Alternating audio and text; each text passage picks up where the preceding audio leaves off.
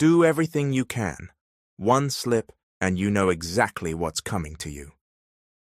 The voice of authority on the other line was filled with warning. Yes, sir, Annie responded, her voice shaking slightly as she held the phone.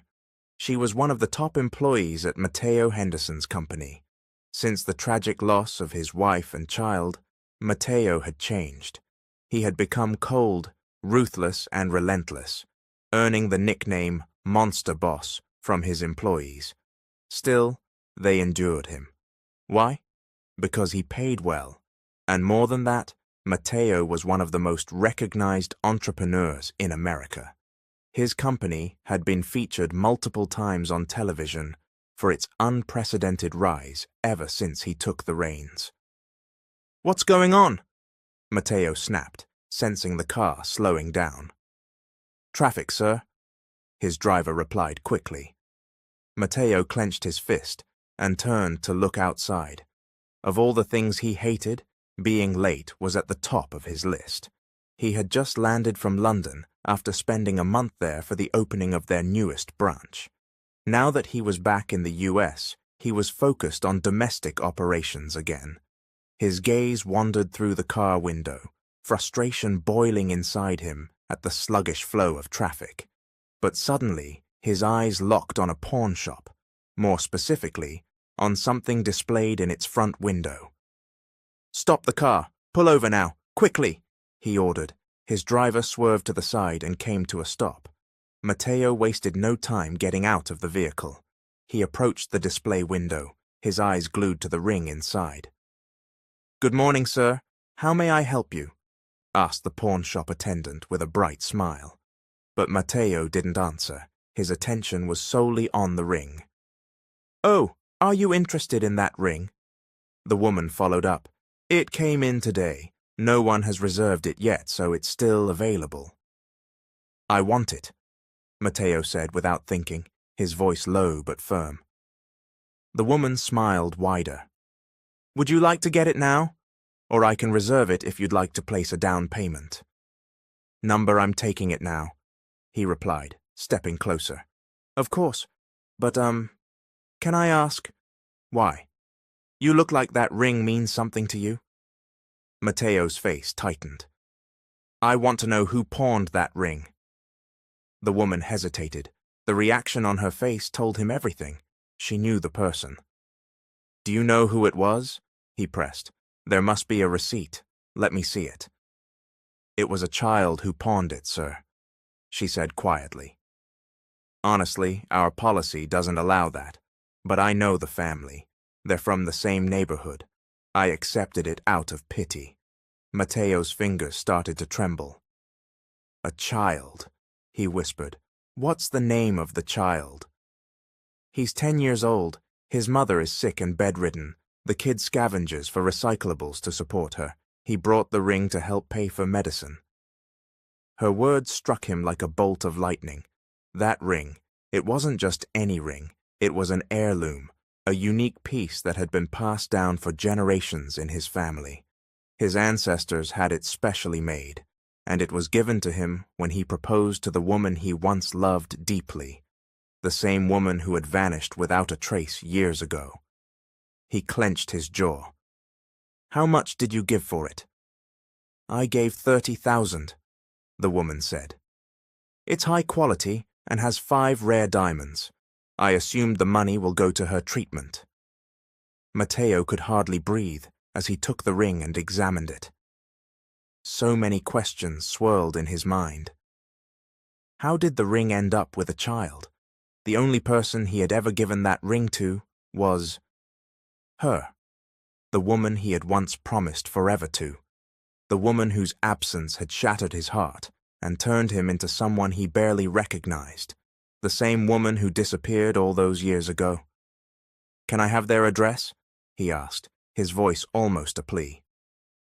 At that moment, he didn't care about the meeting he was supposed to attend, or the ring in his hand. He just needed to see the person who had pawned it. I can give it to you, the woman replied. She scribbled the address and handed it over. Mateo returned to his car, his grip firm on the piece of paper and the heirloom ring. As he sat back down, his driver turned to him. "Sir, your secretary's been calling non-stop. The board of directors is waiting. The meeting's about to start." "Cancel it," Matteo said without hesitation. "Shut down the entire state office if you have to. I have something far more important to take care of."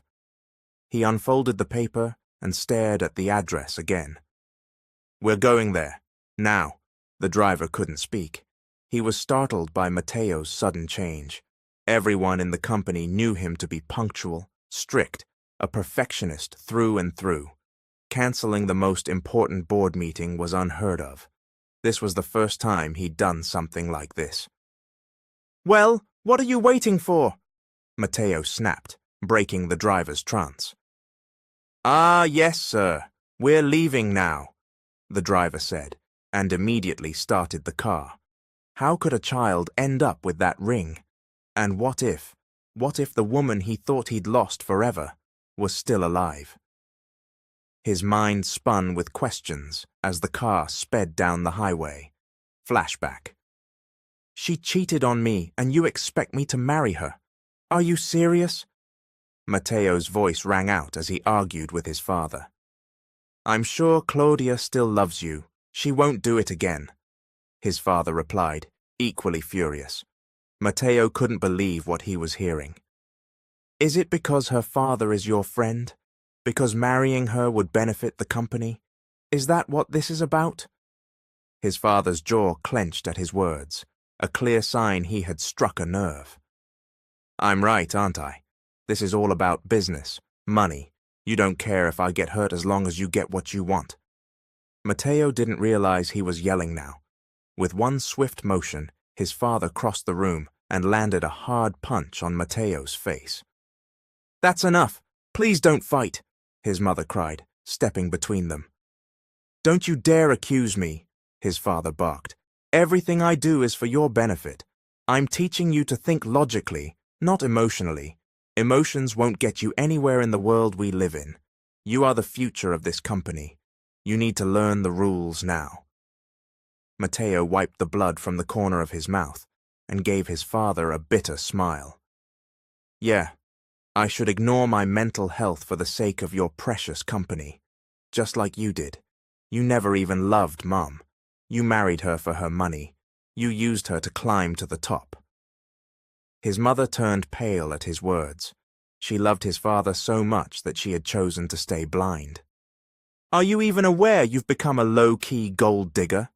Matteo spat with a sarcastic grin, turning back to his father. "What did you just say?" His father shouted and was about to lunge at him again, but his mother stepped in to stop him. "Just go, Matteo. Please, go," she begged, pushing him out of the house before things escalated further. "Get back here, you ungrateful brat! How dare you walk away from me?" his father yelled as Matteo walked out the door. Matteo went straight to a bar. He got drunk and didn't go home that night. He had wanted to become a doctor, but his father forced him into business. He had obeyed every wish his parents had, trying so hard to be the son they wanted. But now, his father had become so toxic that Matteo could no longer sacrifice his well-being. A year ago, he loved Claudia, but she suddenly cheated on him, claiming she no longer felt a spark in their relationship. He hadn't been able to move on since, and now his father was telling him to go back to her, as if the months of heartbreak meant nothing. He took the last swig of whiskey from his glass and stood up from the bar stool. "Dude, you look hammered. You sure you can still drive?" asked his friend, the bar owner. "Yeah, man, thanks. I can handle myself," Matteo replied with a crooked smile. He didn't care what happened to him anymore. If he died, so be it. Life had become meaningless. His father didn't value his sacrifices or his feelings. Maybe disappearing would be better for everyone. He floored the gas pedal of his Bugatti as he raced down the highway. He overtook cars, veered into the opposite lane, and instead of slowing down, he stepped harder on the accelerator. "This is your day, Matteo," he muttered through clenched teeth. eyes wild. He had no destination. He just kept driving, until suddenly a huge truck clipped his bumper. His car was thrown off the road and over a cliff. It tumbled violently before finally crashing to a stop at the bottom. Matteo lost consciousness. When he opened his eyes, he was in an unfamiliar place. The walls were made of bamboo, the roof old and patched. A vintage cabinet sat by the wall, and the wide open window beside his head let in the warm breeze. The room reflected the lives of those who lived there. Humble, modest people. "He's awake, Grandma," said a gentle female voice. He turned and saw a young woman coming down from the upper level of the small home. A few moments later, an older woman joined her. Both were smiling as they saw him awake on the bamboo bed. "Thank goodness. Here, have some water," said the older woman, handing him a glass. "Where am I? Who are you?" he asked, still dazed. The younger woman stepped forward. She was beautiful, cute even. "You can call me Grandma Esme. This is my granddaughter, Mary. She found you and brought you here," said the elderly woman. "We thought of calling the police, but our village is far from town, and you needed help, so we did what we could." Matteo blinked. The last thing he remembered was speeding down the highway. "My car. What happened to my car last night? Where is it now?" he asked, still confused. "That was actually 2 days ago," Mary said softly, with an awkward smile. Matteo looked from one to the other. He had been unconscious for 2 days. Bandages covered his head and stomach, and scrapes lined other parts of his body. His whole body ached, but the painkillers they'd given him dulled the sting. They had wanted to report his accident to the authorities, but Matteo had asked them not to. He told them he had no memory, and feared he had been attacked. He worried that revealing himself would put him in more danger. That was a lie, of course. He simply didn't want to be found. He felt guilty. These 2 women had taken him in without hesitation. Their kindness was a lifeline he didn't deserve, and yet it was the only thing that kept him going. "Eat up," Mary said, carrying a tray of food into the room one morning. "Thanks," Matteo replied, offering her a small smile. She set the tray down and then placed some medical supplies beside it. "I'll change your bandages after you eat. Just let me know when you're ready." "I will," he said quietly, and nodded. She gave him some privacy. Some time later, she returned and gently cleaned the wound on his abdomen. Matteo watched her closely as she worked, quietly admiring her cuteness and care. "Thanks," he murmured, once she finished. "You're welcome," she said cheerfully. "If you feel well enough, join us downstairs for lunch." He smiled and nodded again. He could manage walking by now. The grandmother and granddaughter took good care of him. They only served healthy food, and the home had a peaceful, almost healing aura. When he came down the stairs, the first thing he saw was a wide vegetable garden just outside the living room. Rows of eggplants and other vegetables grew thick and healthy. He hadn't expected to see such vibrant greenery. "Come now, let's eat," Grandma Esme called, smiling warmly. The air was quiet and cool. Their lifestyle was simple and peaceful, completely different from the city he came from. "This is how we make a living, son," the grandmother said. "My granddaughter and I rely on this farm. She lost both her parents, so I raised her alone. This land is all I can leave to her." As she spoke, Matteo saw Mary carrying a clay jar of spring water into the house. Despite her age and the hardships of life, the older woman still wore an expression of calm contentment. She was clearly proud of what she had built. A month passed with Matteo staying in their home. Slowly, he learned the ways of farm life. Though born into wealth, he was adjusting to the humble routine. "You sure about this?" Grandma Esme asked, worried when he volunteered to accompany Mary to deliver the vegetables they had harvested. "I'm fine now. I can handle myself. Besides, she shouldn't go alone. It's too much for one person." he replied. The load was too heavy for Mary to carry by herself. Hiring help would cut into their already limited funds.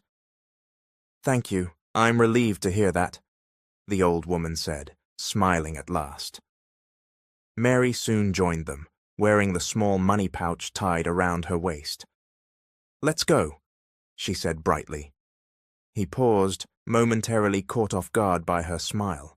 Lately, she'd been looking more and more beautiful to him. They rode into town together with the sacks of vegetables loaded into a passenger truck. Matteo, shirtless and sweating, climbed on top to secure the bags. As he worked, he noticed Mary stealing a glance at him. When their eyes met, she quickly looked away, cheeks flushed. He couldn't help but smile, a teasing, playful grin. "Hey, your companion's cute. How come I've never seen him before?" one of the market vendors said with a wink. Mary smiled shyly. Matteo glanced at her, curious about how she'd react. "Hey, cutie, can I get your number?" squealed the vendor's teenage daughter from a nearby stall. Matteo gave them an awkward smile, unsure what to say. "Hey, that's Mary's husband," the woman in front of the stall said, scolding the girl. Mary's eyes went wide. "He's not my husband, ma'am," she stammered quickly. Matteo stayed silent, simply watching her panic. Oddly enough, he liked the idea of being her husband. "He's my cousin," Mary added. Matteo scowled as they walked home. Cousin? Really? He still hadn't gotten over what she had said earlier. "I couldn't just say I found you bloody in a wrecked car," she explained as they stood near the fish stall, waiting for their fish to be chopped. "If I did, people might talk, and someone might track you down. And I also didn't want them to think we're a couple. We're not married. There's nothing between us." That made sense, but it didn't stop him from feeling irritated. Why did her calling him her cousin annoy him so much? "Should I take the payment to your husband?" the fish vendor asked, pointing at Matteo. Mary bit her lip and turned away. "No, I've got it," she said, and paid quickly. "And he's not my husband, he's my cousin." Matteo sighed, disappointed once again. "Oh, I just thought you were a couple. You don't look alike," the vendor said with a laugh. "We're cousins, not twins," Mary replied, forcing a chuckle. The vendor nodded and kept laughing. Mary turned to him. "Let's go." She walked away briskly. Matteo followed her, still fuming about the cousin thing. When they returned home, Mary prepared lunch. Matteo could tell she was more tired than him. She always woke up early to help harvest and deliver vegetables. He started to worry for her. "I'll do that," he said, taking the knife from her. Startled, she looked at him. "I think I know how to cook this," he added as he began chopping ingredients. "You sure?" Mary asked, concern in her eyes. He smiled and nodded. "Yeah, I got this. Go rest." She hesitated, then left him alone in the kitchen. When he finished cooking, Mary returned with utensils. Just as she was about to place the glasses on the table, one slipped from her hand and shattered on the cement floor. She bent down to pick up the shards, and Matteo watched as her hand got cut. She didn't flinch, just kept cleaning. She was about to leave without treating the wound when Matteo grabbed her arm. "What?" she said, irritated. "Your hand's bleeding," he said, frowning. She swallowed and stayed silent, though it was clear he'd seen the injury. "Come here," he said, pulling her gently into the living room. He got some cotton and disinfectant. Mary let him help her, unsure what to expect. "Is this how you usually deal with injuries? Just ignore them?" he asked, frustration in his tone. "What if it gets infected?" She didn't respond. When he looked up, she was watching him quietly, as if listening to his every word. She didn't talk back. She just took it all in. Mary was different. She didn't react the way other women did. When scolded, she stayed silent, never lashing out. But Matteo had no idea what went on in her mind during those moments. She was strange, and for some reason, he was fascinated by her. "I just don't want you to neglect yourself," he muttered after a while. "I'm sorry." He finally calmed down. After a long silence, Mary said softly, "Thank you for caring." Her words startled him. He looked up at her and froze when she smiled. His eyes dropped to her lips. There was something pulling him in, an invisible force. He swallowed hard. His face drew closer, and before he realized it, their lips met. Mary froze while he closed his eyes, savoring the warmth of her mouth. His expert lips moved gently, then deeper. His hand rested against her back as the kiss lingered. The world felt like it stopped around them. When they finally pulled away, Mary still had her eyes closed. A moment later, she opened them slowly, then stood up and walked away in a daze. "Mary." Matteo reached out to hold her hand, but she moved away and quickly left the room. Later, Grandma Esme came in. "Time for dinner. What's going on?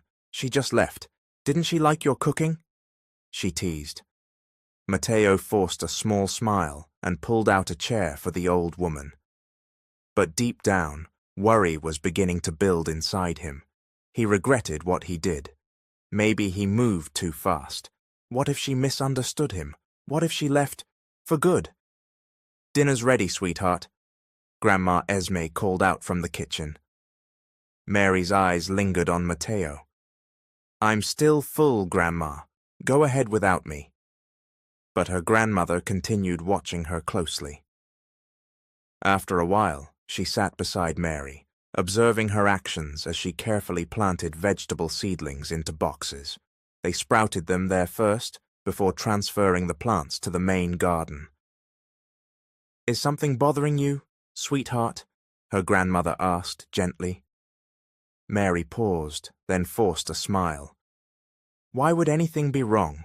I don't have any debts to worry about, and our crops are doing well. There's nothing wrong at all, Grandma. You're just imagining things." Her grandmother pursed her lips. "Is that so?"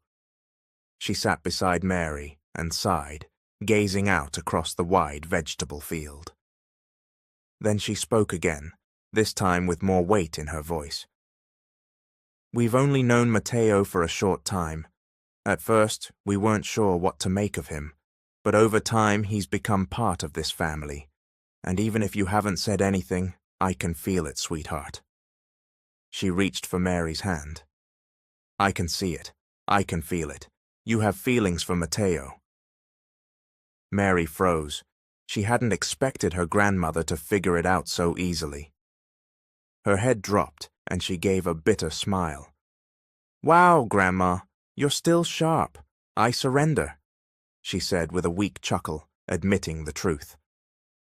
Her grandmother's intuition had always been strong, too strong to deny. "I knew it. You're still so young, but I've been there. I went through all of that with your grandpa. Every little thing you're doing now, I've done before. That's why I know. It's easy to read your actions." Her grandmother gave her a proud, knowing smile. Mary laughed softly and looked back toward the garden. "Okay, fine. You guessed right. I admit it. I have feelings for Matteo."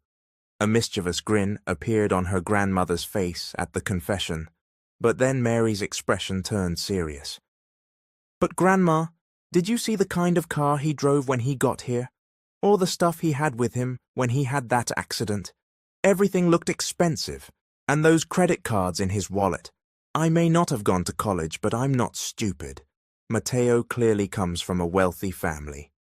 Her grandmother let out a deep sigh. "I can already guess what you're afraid of, sweetheart.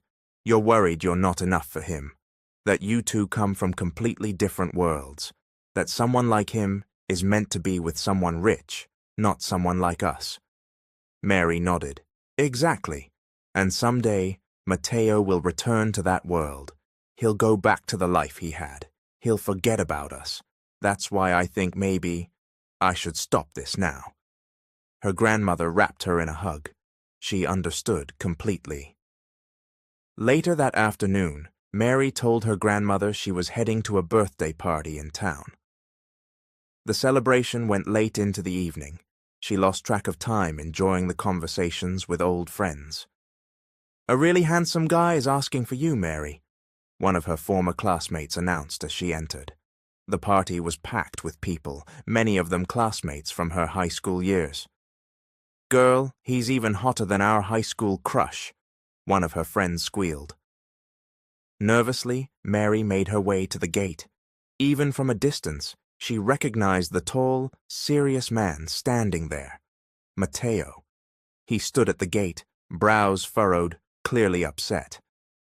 "Gosh, I thought he was a celebrity," one of her classmates whispered. Even other guests were turning their heads to look at him.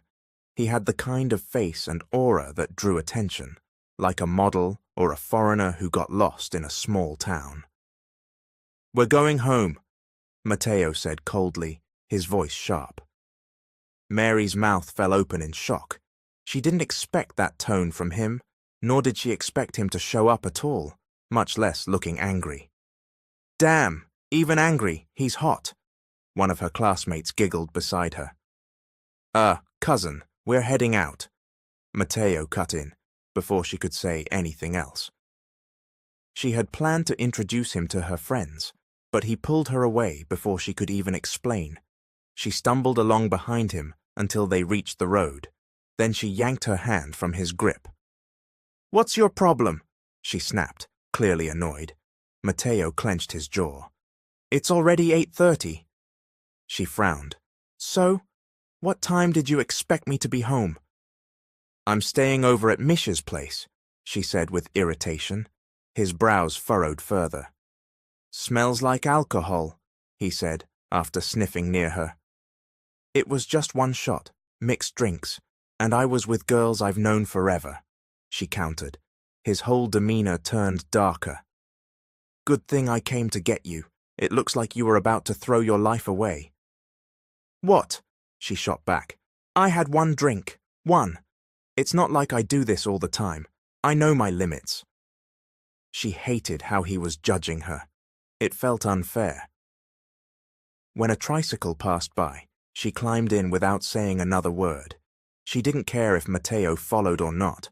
They'd have to take 2 rides to get back to their area. When they reached the bus station, they learned that no more buses were heading to their village. It was too far, and no motorcycle drivers wanted to take the risk.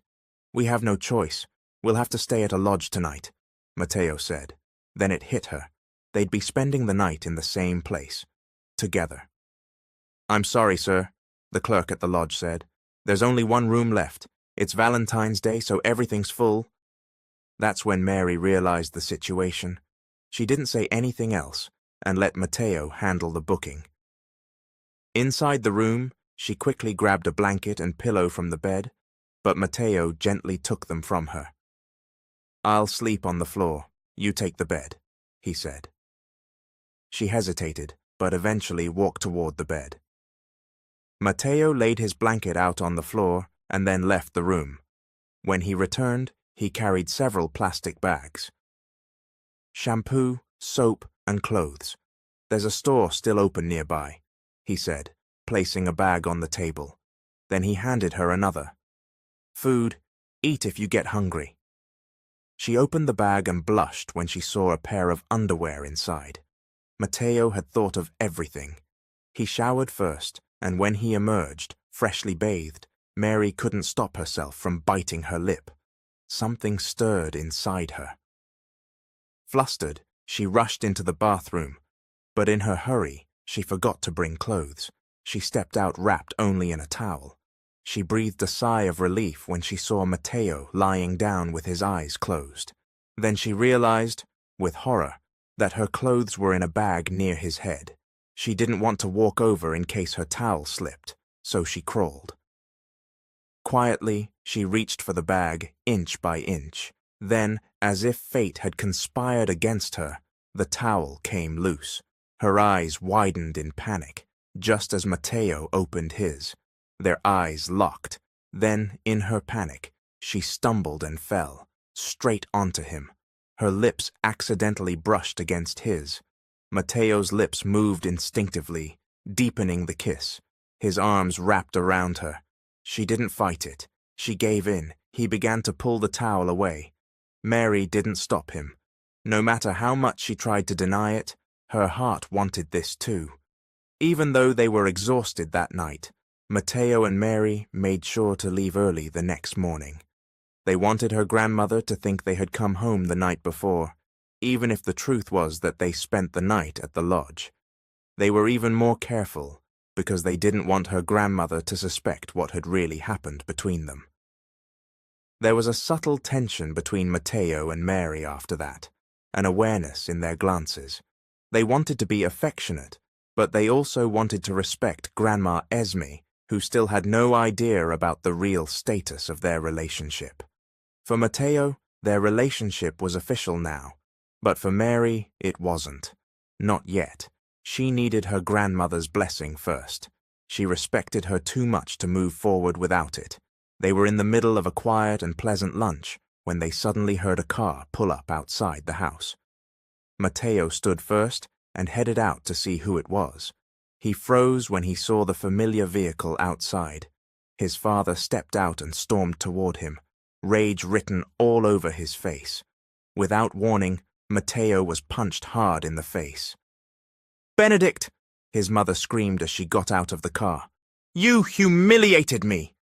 His father bellowed, barely held back by the men who had accompanied him. Mateo stood still, staring at the ground. It was clear. The truth was about to come out, and he wasn't ready, but it was too late.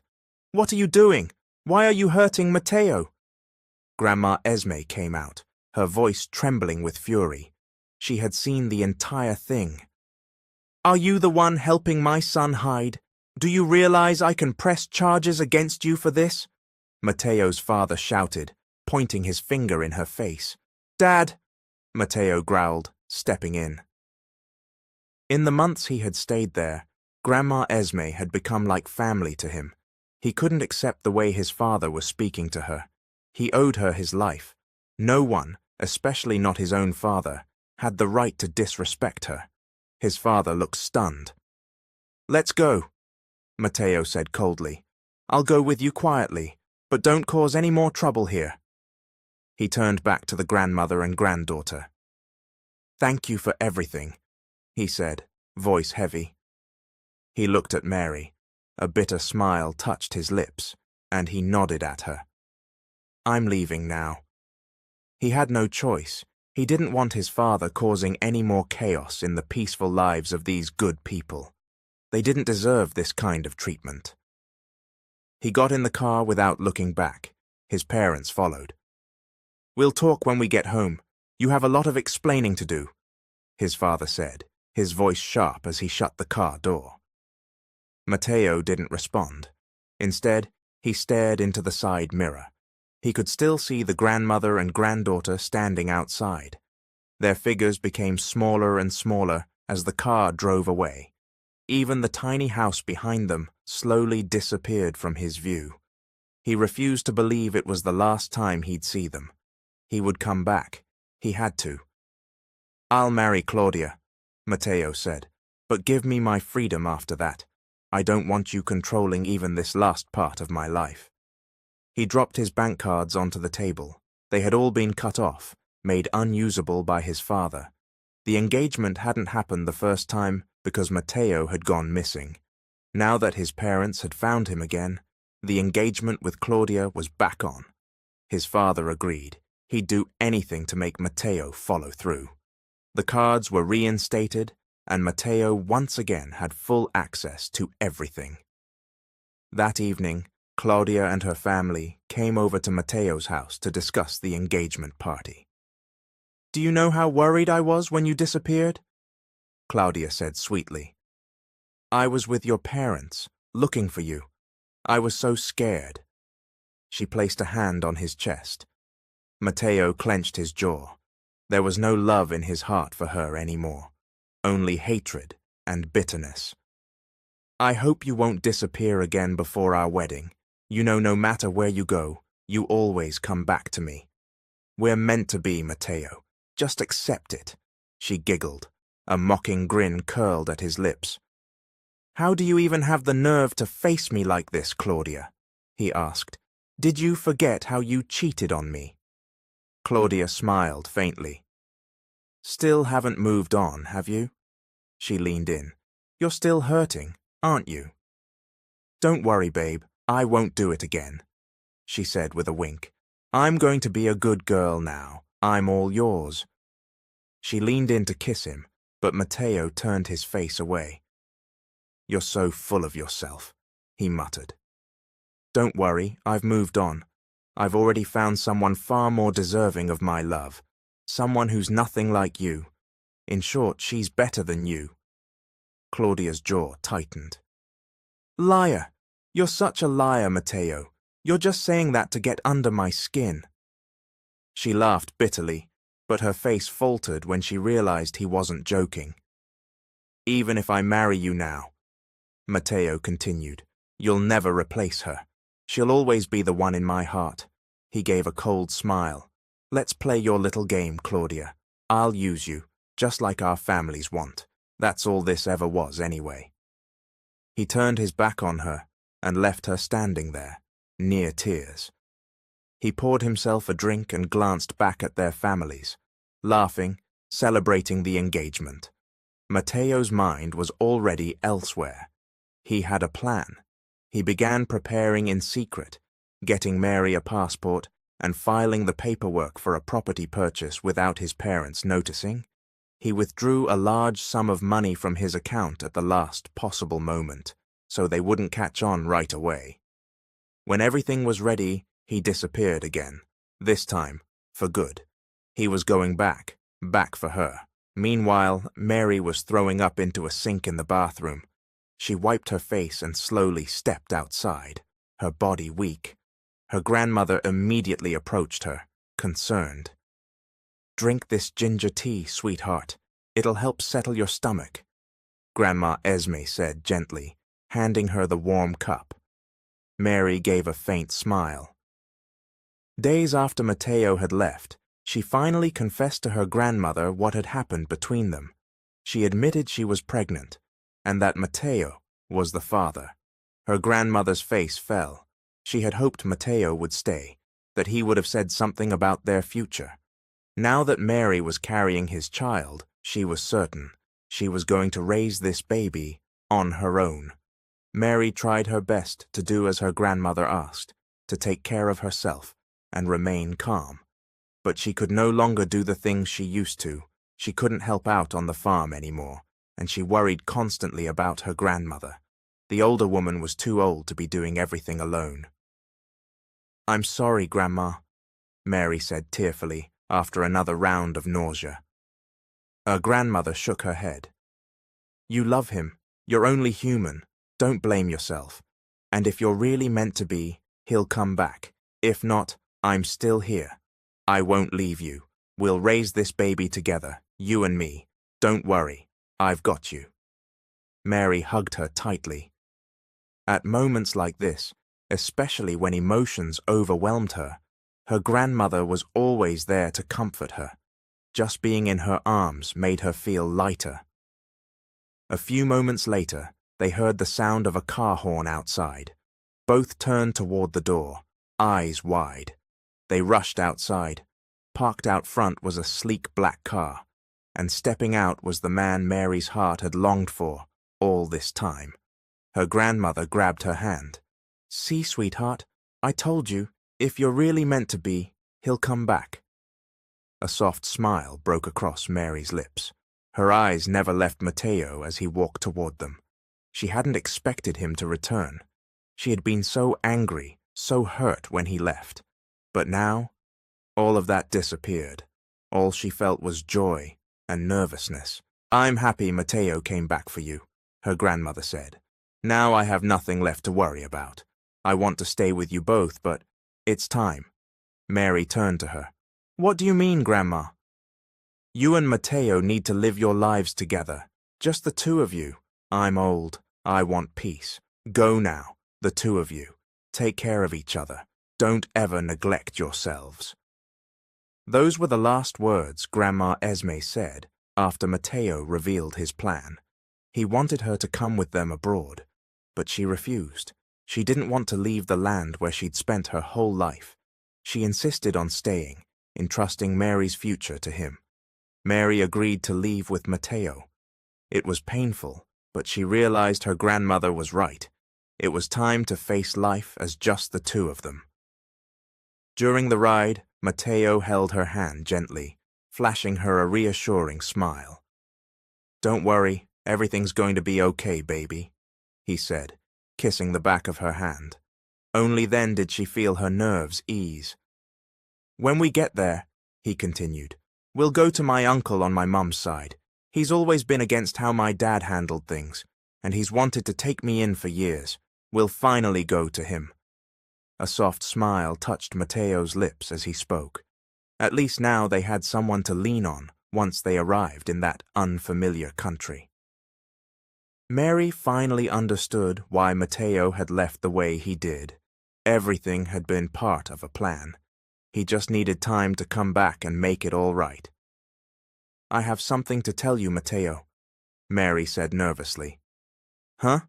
What is it?" Matteo asked, still focused on the road ahead.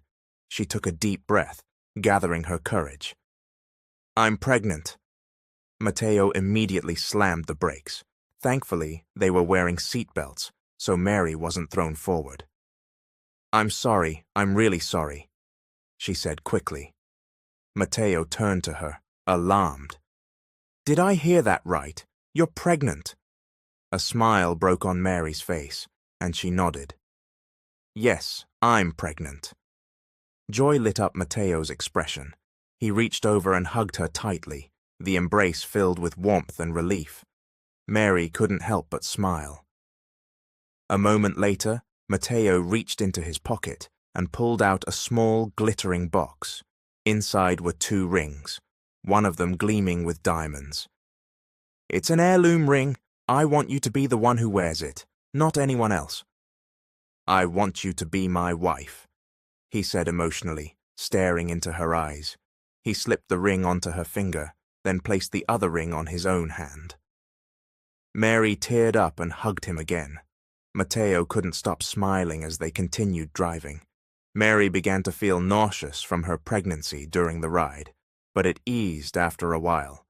Matteo kept driving calmly, but the peaceful road trip was suddenly interrupted when a speeding car came hurtling toward them. The vehicle was fast, too fast. It seemed completely out of control. All they saw before the impact was the blinding glare of headlights. Matteo instinctively reached for Mary's hand.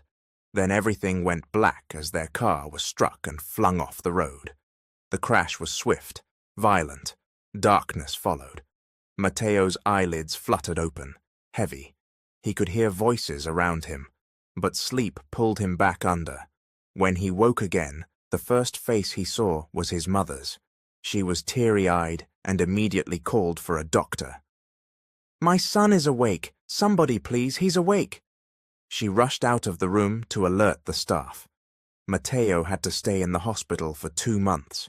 His recovery was slow and painful. "Mary, where is she?" he kept asking, but no one gave him answers. His mother avoided the topic. A month passed, then his father arrived, still furious, but chose to say nothing, just a piercing glare. "Where's Mary?" Matteo asked his mother again. "She's pregnant. She's carrying our child." Days passed, still no news. He couldn't stand it anymore. How could he just sit there while Mary was missing? "The woman you were with is still missing. Don't ever mention that worthless girl's name again," his father snapped. Before his father could finish, Matteo ripped the IV from his arm. His mother screamed in panic as blood trickled from the tube. "I have to find Mary! She needs me!" he shouted, but his father's men quickly restrained him before he could get far. "You won't search for her," his father growled, "because if you do, I swear, I'll kill her grandmother. Mark my words, Matteo." Matteo lunged at his father in rage, determined to hurt him, but the nurses sedated him before he could act. He blacked out, and as the world faded again, one fear remained. Would he ever find Mary again? Would he ever meet his unborn child? He felt trapped, powerless, like he had placed the woman he loved in danger. 11 years passed. Outside, waves crashed against the shore. It was hot, even near the ocean. On the other side of a thin metal wall, neighbors argued loudly. The walls were flimsy, just sheets of corrugated tin. Noise was constant, but everyone who lived there had gotten used to it. "Mom! Mom!" Mary opened her eyes at the sound of a child's voice. Her son stood beside her, smiling. "I already ate, Mom. I finished the food we had last night. There's still a little left. You should eat too." "Are you heading out already, Bobby?" she asked in a gentle tone. He nodded. Bobby was her son. She had gone through a cesarean delivery. When she woke up from a coma, she remembered nothing. But the voice that echoed in her dreams, calling her Mary, stuck with her, so she kept the name. "Please eat something, Mom. Don't do the laundry unless you've had food. Don't forget to take care of yourself, okay?" Bobby pleaded sweetly.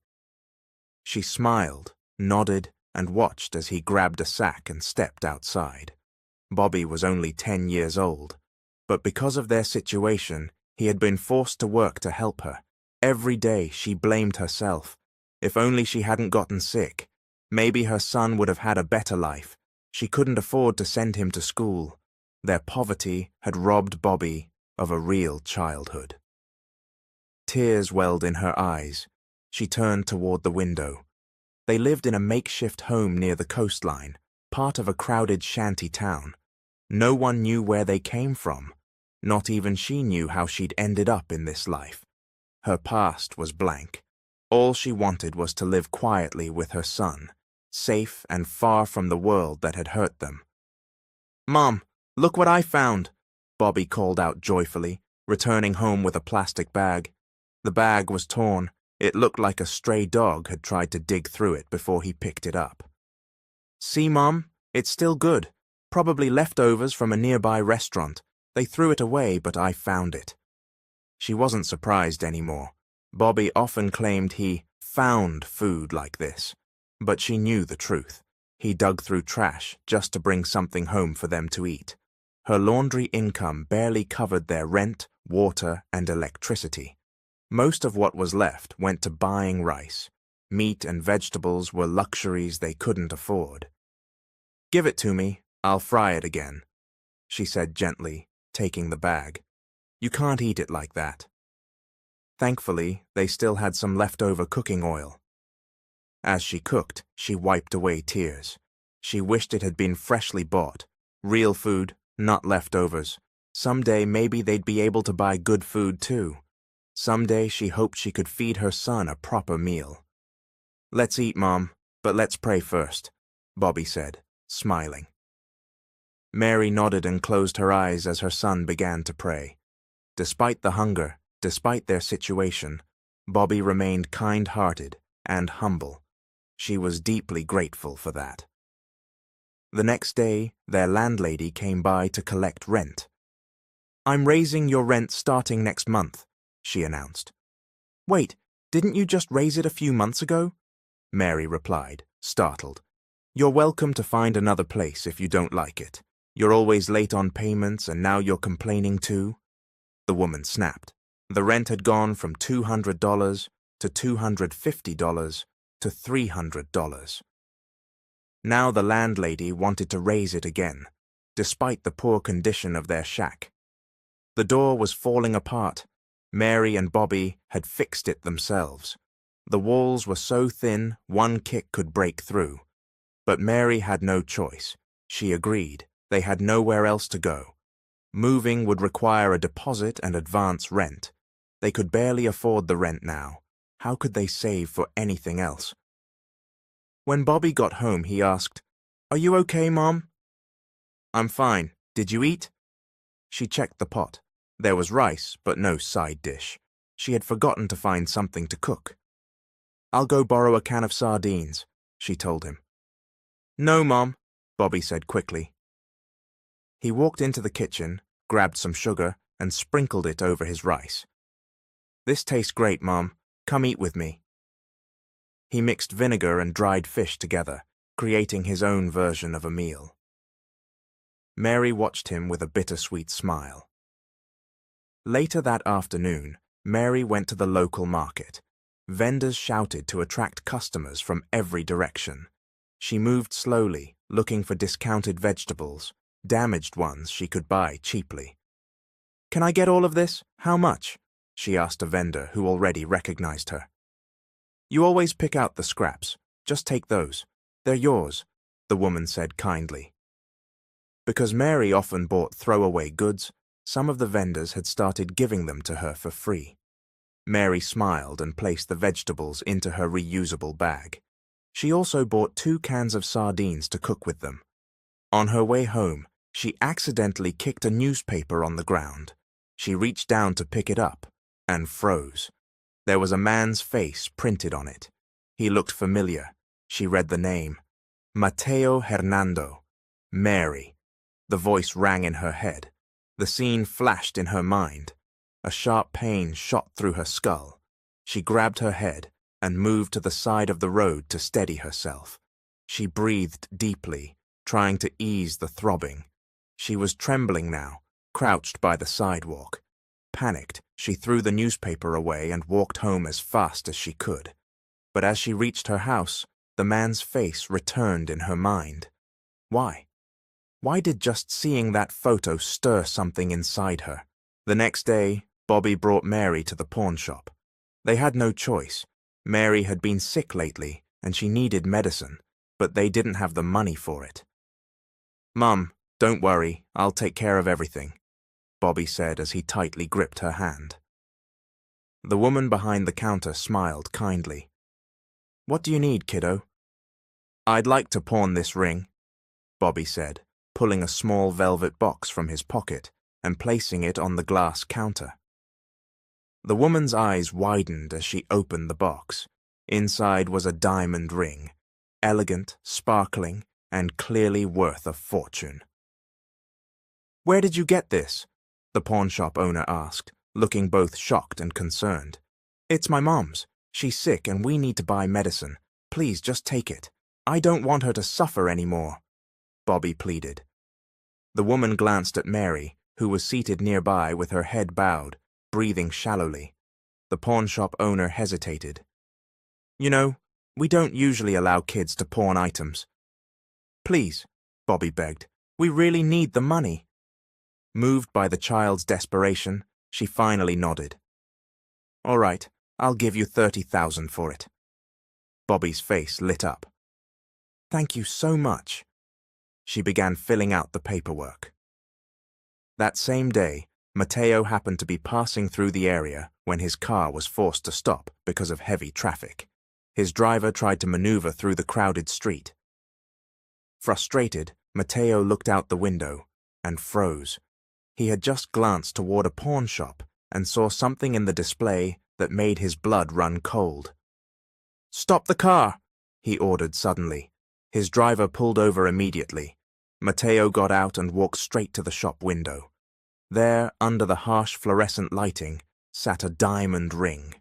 His eyes narrowed. He knew that ring. It was the heirloom he had given to Mary. Without thinking, he entered the pawn shop. "Good afternoon, sir. What can I do for you?" The woman greeted him. Mateo walked up to the counter. "That ring in the display. I want it." The woman hesitated. "It just came in today." "I'll pay whatever price you want. I need to know who pawned it." The woman blinked. "It was a child, sir. Just 10 years old. He said it was his mother's. She's sick." Mateo's pulse quickened. His hands trembled. "I need their address." I shouldn't give that out." "I'll pay you triple what you gave the boy," Mateo interrupted. "Just give me the address." The woman hesitated for a moment, then finally wrote it down and handed it to him. Mateo snatched the paper and ran out the door. Back in the car, he stared at the address. Then he looked again at the ring in his hand. She was alive, and she had kept the ring all these years.